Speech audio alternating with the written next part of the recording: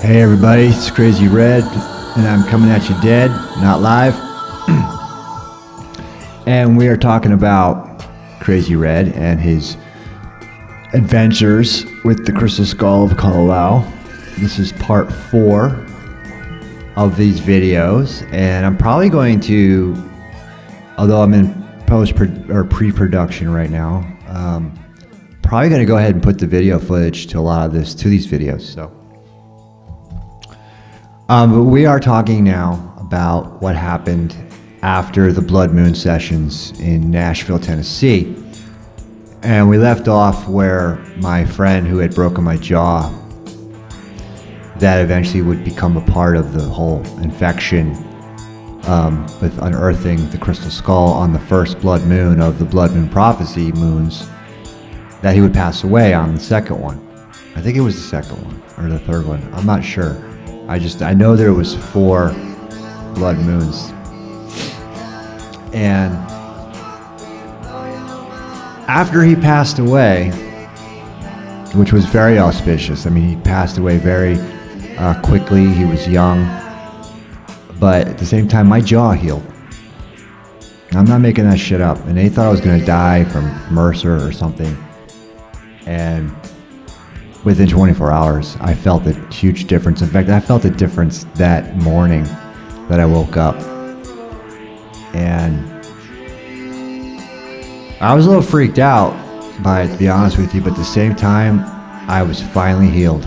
Like, I had been fucking busted up for like 9 months and hadn't had any fun or any love or anything, man. My life had been kind of what it is now, which is pretty rough, but it was like finally over. And my birthday was right around that time, or right after that. And I remember going to a Halloween party with a new friend that a friend of mine had hooked me up with. It was one of these like, hey, I know somebody in Nashville, you should go hang out with her. So we went to a costume party on my birthday, and I went to a costume shop. And I had some money saved up because I'd just been sitting around anyway. And so I bought myself a costume, and I bought, of course, my pirate outfit, my hat, and my jacket. And then we went over to this chick's house, and she dressed me up as a pirate. And I went out and won first place. That's, put me in a pirate outfit, man, and you got a special effect right there. And then I went to Key West. And I kind of went on a spur of the moment. I'm going to Fantasy Fest. Fuck it. I'm not taking the GoPro. I'm not even going to worry about the camera. I'm just going to go. And I did. And I had a blast. Dressed up as a pirate for Fantasy Fest. And there's actually pictures of me dressed up during that. But there's also a video of that Fantasy Fest that I actually, we'll get to that part with the story. But while I was down in Key West, dressed as a pirate, I started hearing this voice. And it was the voice of this really snarky English pirate. And I would dress up as a pirate every day and go out to Maori Square and act like a pirate. And people would take pictures of me. And I even had some toy swords and some bokens. And people would pose with me with the swords, and they'd throw me a couple bucks into my tip jar. And this was how I made, beer money and cigarette money while I was in Key West. And I met this crazy redhead, and I met this really cool, crazy uncle of mine, and found a place to stay and went on this whole adventure as this crazy pirate guy from Key West that year. And was recovering and healing. And the irony is, with my channel being kind of known for Fantasy Fest, I didn't actually film Fantasy Fest, but then a couple months later, I was hanging out at this house I was staying at, and this guy had all this footage on his phone from Fantasy Fest. And I remember it was Christmas Eve, and we took out his little memory card out of his phone, and we put it in my computer, and we made this video of his Fantasy Fest footage, which went on to become the Fantasy Fest 2014 videos that I put out, along with all the street pirate videos that I put out, and it actually is one of my best videos, and it did really well, and it kind of relit the fire, so to speak, under my butt to sort of be like, yeah, okay, I should still, stick with the YouTube thing, because I can also produce, I could just take other people's footage, put some music to it, and bang, you got, video.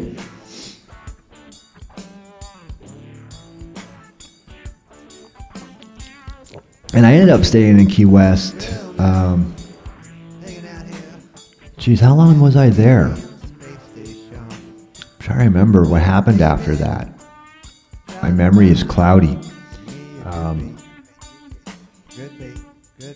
But I do know that after being in Key West and dressing up like a pirate and running around with this crazy redhead, that it was time for me to go back to the island, and I felt it, and it called to me. And I knew at this point now, through researching crystal skulls and all this different stuff, that I was going to go back to Kauai, and I was going to complete my mission, and I was going to figure out what it was that all this had happened to me for. And I enjoyed talking like a snarky English pirate. So I went back to Kauai, and I went back out to Kalalau. And I brought the GoPro, and I started making these videos, documenting the experience. And this is all pretty well documented. I have bunch of videos you can watch about this time. But long story short, when I got out there, I decided I was going to stay in the area where I'd found the crystal, and I was going to continue to go back to doing the work that I had been originally doing. And I thought that this was my destiny. This was like a sign, it was a calling, it was like. And that's what I did. And so I started cutting down Java plum. I started uncovering the walls. I had Hawaiians starting to come up and help me. I had a couple of young guys also helping me that I called my ninjas, and a few people from the fam as well. And that was also when I met my Miss Julie. And at the time that I was out there, I was staying celibate and single and sober for the most part, and really just trying to focus on doing the work I needed to do and getting myself through till the next blood moon, which was when I planned on burying the crystals.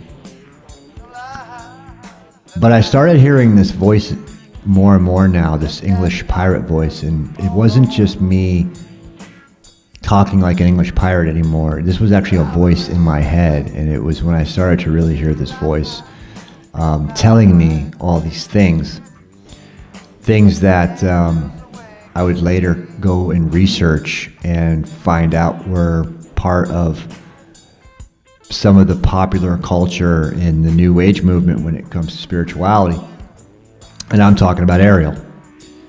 And the really crazy thing about it was the more Ariel spoke to me, and Ariel actually started speaking to me in Key West, okay? But I started to write about some of the stuff he was telling me, because he told me he was an angel, that he was one of the fallen angels, and that he was part of the reason why the Nephilim were created. And he explained to me that angels were actually originally simple powers, and that the original angels kind of like came from the stars themselves. They're beings of light energy that came out of the source of all energy that created the universe, and that's what God is to them. God is the unstoppable force. God is the nature of even their creation, and that they don't even really know how God does it, but God definitely does it. And they don't. And they're just a creation of God. And they are fascinated with life. They're fascinated with everything that came after them. And the whole trip, so to speak, with Lucifer falling to earth and all this stuff was that these entities of light basically became so curious about sentient life on planets like planet Earth and whatnot that they chose to become a part of this process in this sort of symbiotic relationship with us. And that's the real reason why aliens and UFOs and angels and all this stuff really exists, because there is life out in the universe that's been out there for way longer than we have, and they've taken an interest in us. And part of the interest in us is our soul energy and the energy that we create emotionally, which we don't take any credence in. So this is when all that stuff started to come on super strong, and I started writing about it, and I was what some people might consider in a state of Vajrayana, where like I had literally kind of just jumped off the edge, and instead of trying to fight the insanity or to fight the voices, I decided just to go with it. And I, at this point, started to really believe in the power of manifestation, that I felt like if I could manifest anything, then I would manifest my soulmate. I would manifest, the one, so to speak. And I had this like whole list of things, and that I kind of kept to myself, but there were definitely things that I was looking for. And I was looking for somebody who was age appropriate, who was spiritually enlightened, so to speak, who was mildly attractive and at least well off enough to be able to take care of themselves, because I wasn't looking for like a child to adopt. I was looking for a partner, somebody who was like an equal, and who I would connect with and relate with, and who would just give me back rubs, because I was desperate for, just for physical touch at that point. And there were a lot of women that came in my camp that I probably could have definitely given them a go around, but I chose not to, because none of them felt right or said the right things, or just, none of them fit the profile enough. And then I met Miss Julie at Sunset on the Bluff, right there in my spot. And from the minute I looked at her in the eyes, and I remember that my friend was there, and I just looked at him and I says, "Now there's one for me. That's the one. That's the one I've been waiting for." And that's what happened. Me and Julie did enter into a relationship eventually. We started hanging out, talking. She moved up to the Bluff, and everything seemed perfect. I mean, she seemed to have all the right answers, to tell you the truth. She was out there looking for her soulmate, and was, tired of certain things that she'd been doing with her life, and wanted to, make this move with me, and I had been out there long enough. I had felt kind of like, I didn't ask for this crystal skull and the broken jaw and this crazy spirit angel talking to me. And the more I thought about it, the more I sat around out there thinking about shit, the more I thought, I'm just going to end up dying out here alone and crazy, like some old hermit. And no one's going to appreciate any of the fucking work we do anyway. Because we are, even though we were like doing all this, like eradicating Java Plum, and trying to bring back the lowies and restore the walls. And I really did feel something like calling me and pushing me to do this work. I wasn't getting a whole lot of thanks from it. In fact, I was getting threats from the quote unquote hippie mob. that if I kept cutting trees, that they were going to take me out and all this shit. But in reality, I was trying to do something besides just hide out in the woods and be a bum. And I was on a spiritual journey. But I definitely was hoping for and praying that some love distraction would come my way. And so that's when Julie came into my life. And that was at the same time that I had, me and the ninjas up on the bluff cutting down trees. And then it kind of dawned on me while I was out there what it was that I was trying to uncover, or what it was I was looking for. And it started off with a symbol I'd seen online one day, this circle with triangles in the center of it. And it just called out to me. And for some reason, I just knew I had to go get this thing tattooed on my body for some reason. And it was an eye of Kalalau, which, and the truth is, I didn't really do a lot of research, I'll be honest with you. I saw the image, it called to me, and I knew it was Hawaiian, but all I really knew about it was like a Hawaiian medicine wheel, and it was supposed to create pono-ness or something. And then I went and got tattooed, and started messing around with Julie and getting in trouble with Hippie Mob and all, making the videos about the lumberjacks and all that stuff. That was all happening at the same time when there was a moment there where me and Julie kind of took a break from each other, and I was out in the valley and I was with another friend, and all of a sudden I realized what it was that I was supposed to see.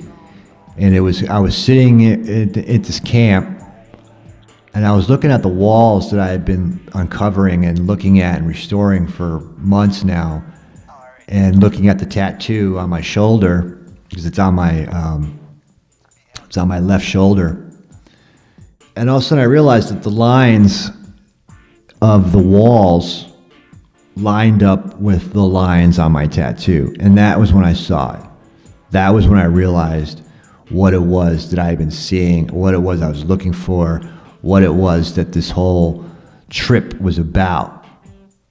And it was when I saw the eyes of Kalalau. And that was when I realized that these walls, these unusual triangular lines that were being drawn with these walls, were a part of something much, much bigger. And that was when I started realizing what had really happened in the valley, and that at one point there were these gigantic stone monoliths, so to speak, or lowy systems designed out in eyes of Kalalau. And I believe there was more than one, but I do believe there was a massive thing of them all throughout the valley, and that at one point you could probably see this from space. That's how big they are. To me, it was like discovering Stonehenge or something, okay, or a Mayan temple out in the jungle. And I'm sure there's some people who don't want me to talk about this, and I'm sure there's some people that are going, what the fuck did he just say? Is that what's really out there? Is that what we've been, looking at? And I could be wrong, because I don't have, the scientific data to support any of this. I could show you pictures where I can see where they were at one point. Erosion has definitely moved the rocks around a bit. But if you go to certain places in the valley, you can definitely find stone structures that are built in the shapes of eyes of Kalalau. And you can tell because there's like these I call them macaroni shaped lowies, and these triangular shaped lowies, and then there's like these certain circles. And so once I realized that that's what the eye of Kalalau was, and that it was actually built in the lowy system, and that was what the Java plum and the coffee and all the trees that they had, because originally the only trees out there were like llama trees and Alahei trees, which are native Hawaiian trees, which really aren't that huge, okay?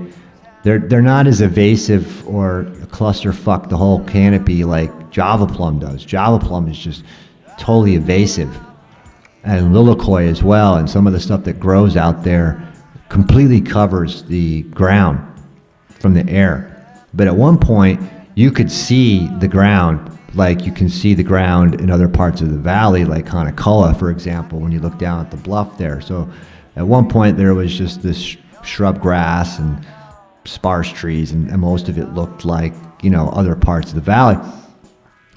And so my belief is that there really are these things built out there, and that when the colonial people showed up and took over those islands, they seeded the valley with Java plum to cover up the eyes of Kalalau, and they probably did this to sort of hide the fact that there was this massive archaeological thing. But it wasn't just that, it was the Hawaiians' like spiritual center, okay?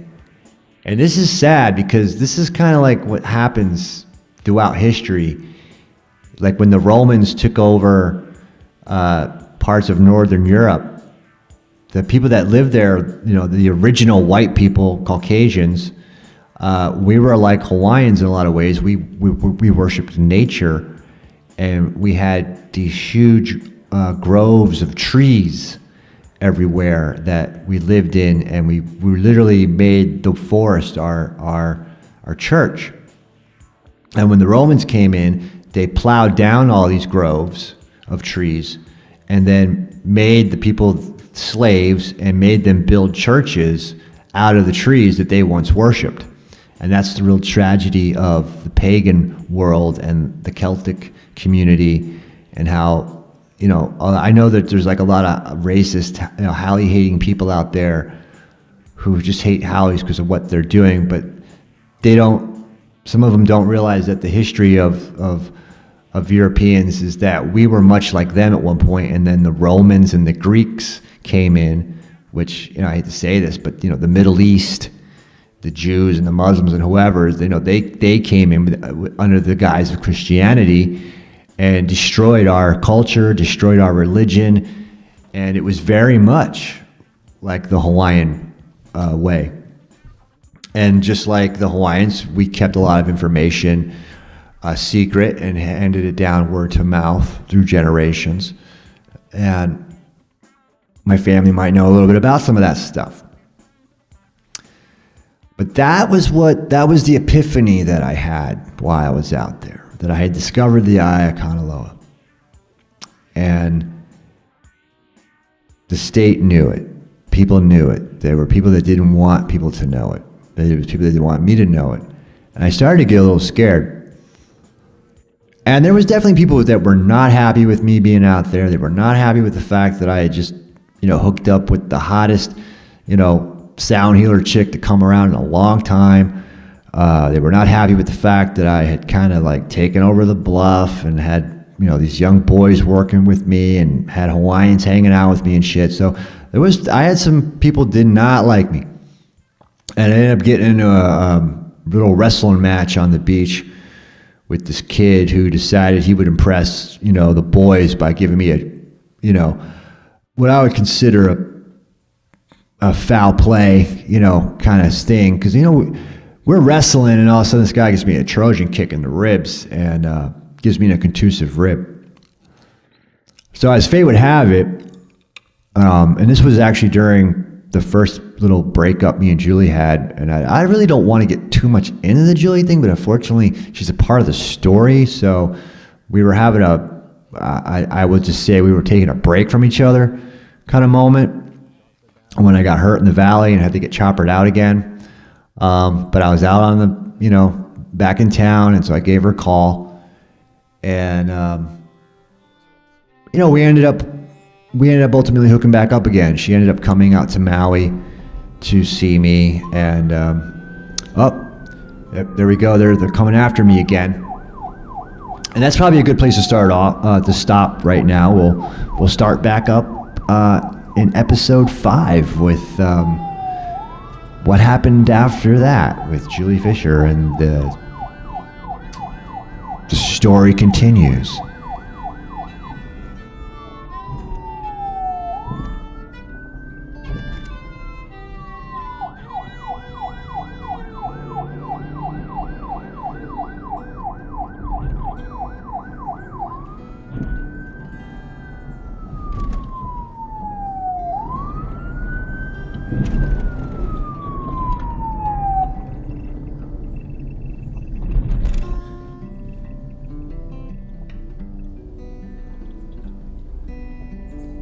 do you think they'll drop the bomb?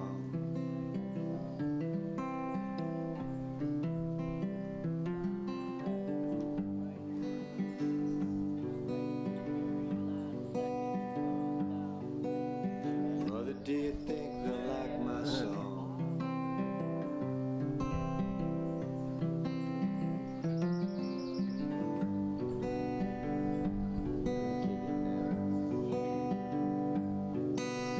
Mother, do you think they'll try to break my bone?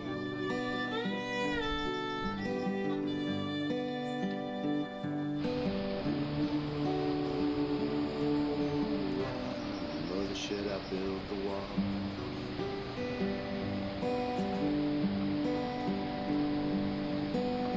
Mother, should I run for president?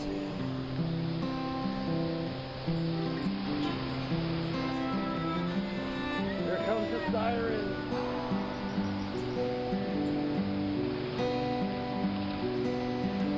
Mother, should I trust the government?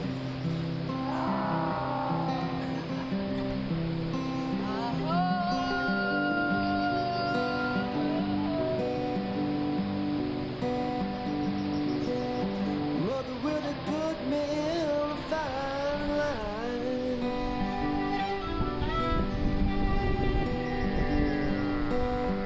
Ooh,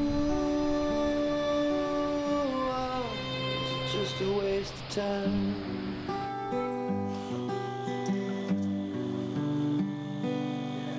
And hush now, baby, baby, don't you cry.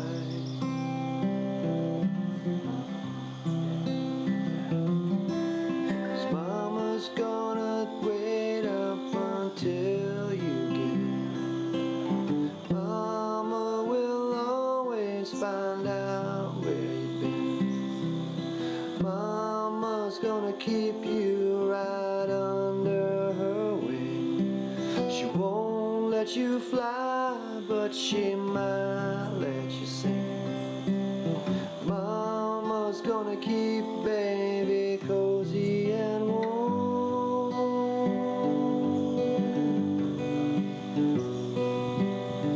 Ooh,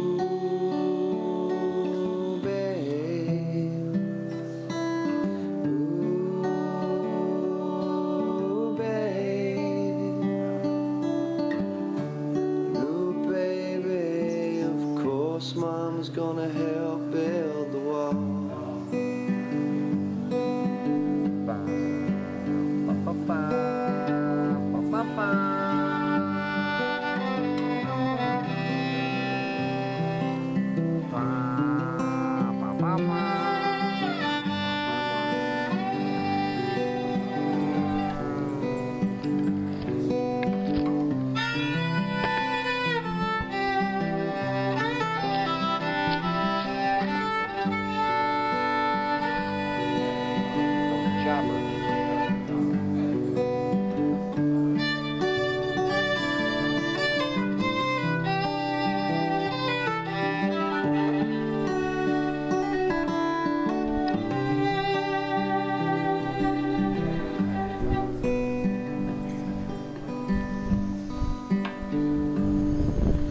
Mother, do you think she's good enough?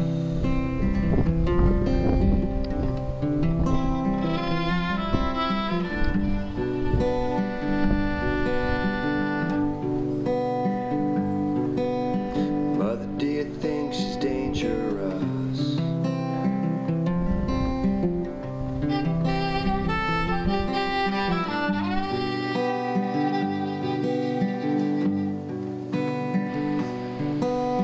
Mother, will she tear your little boy apart?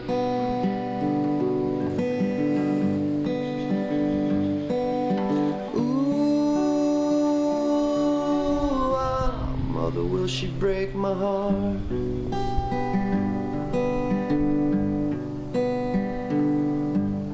Hush now, baby, baby, don't you cry.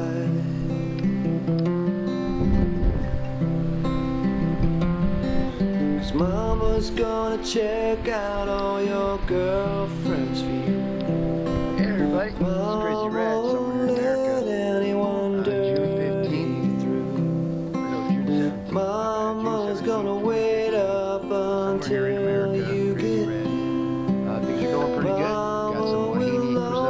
always lands find out and getting ready for some summertime fun. Damn choppers won't stop buzzing the bluff. And healthy and that's it for now, man. Stay tuned for summertime fun with Krazy Red somewhere in America.